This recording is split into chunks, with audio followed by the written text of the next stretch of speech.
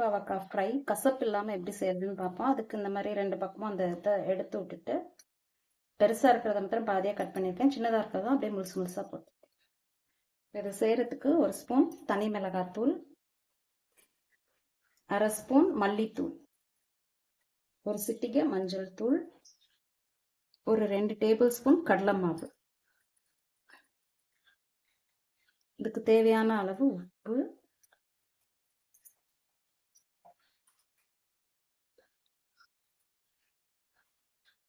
இஞ்சி பூண்டு பேஸ்ட் ஒரு அரை டீஸ்பூன். இதை நல்லா கலந்து விட்டுட்டு இப்போ இந்த பாவக்காயை அதில் போட்டு பரட்டி ஒரு 5 நிமிஷம் ஊற வச்சு,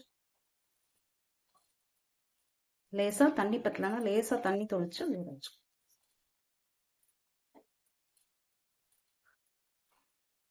லேசா தண்ணி தொளிச்சு இந்த மாதிரி எல்லா இடத்துலையும் படுற மாதிரி பசறி ஒரு 5 நிமிஷம் ஊற வச்சிருவோம். இதை செய்யறதுக்கு ஒரு வானல் வச்சு ஸ்டவ்ல வச்சுட்டு கொஞ்சம் கூட தான் எண்ணெய் பிடிக்கும் இதுக்கு. ஸோ 3 ஸ்பூன் எண்ணெய்,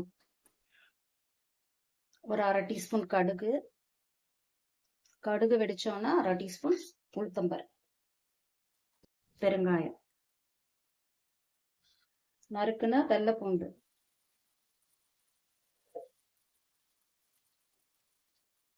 பூண்டு இந்த மாதிரி நல்லா செவந்து வந்தோன்னா நம்ம பொடியா நறுக்குன வெங்காயத்தை போட்டு,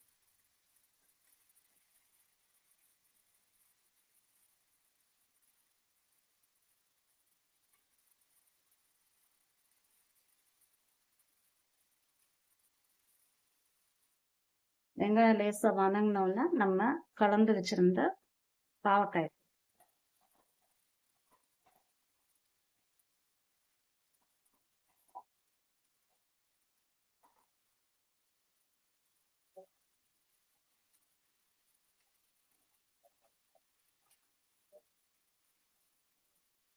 சும்மா ஒரு ஸ்பூன் தண்ணி மாத்திரம் அவ்வளோ ஊற்றிட்டு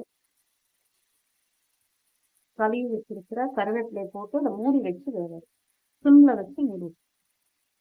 இப்போ அதை திறந்துருவோம். நடுவில் திறந்து 2 வாட்டி திருப்பி விடணும், இல்லைன்னா அடி பிடிச்சிரும்.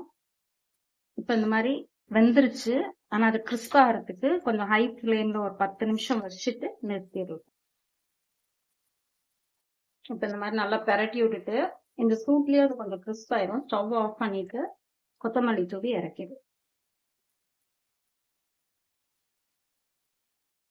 தயிர் சாதம், சாம்பார் சாதம், ரசம் சாதம் எல்லாத்தோடையும் சேர்த்து சாப்பிட்டா நல்லா இருக்கும்.